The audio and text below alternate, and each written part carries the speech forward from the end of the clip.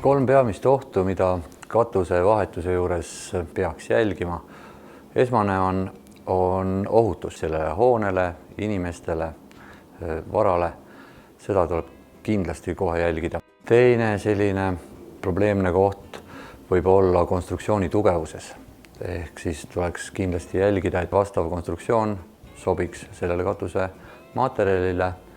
Ja kolmas asi on sõlmlahenduste õige tegemine, ehk siis katuse tuulutused, näiteks läbiviigud peavad olema väga korrektselt vormistatud.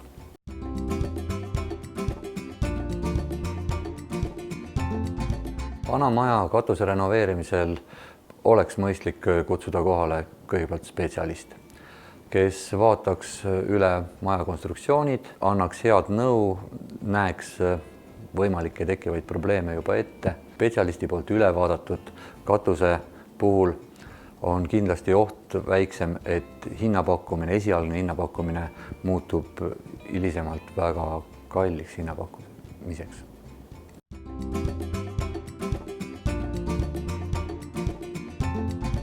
Head paigaldajad on läbinud Ruuki paigalduskoolitused, omavad siis vastavaid sertifikaate ja on spetsialiseerunud katusematerjalide paigaldamisele. Headel paigaldajatel on tavaliselt väga pikk nimekiri oma tehtud töödest ja neid võib tõeliselt usaldada.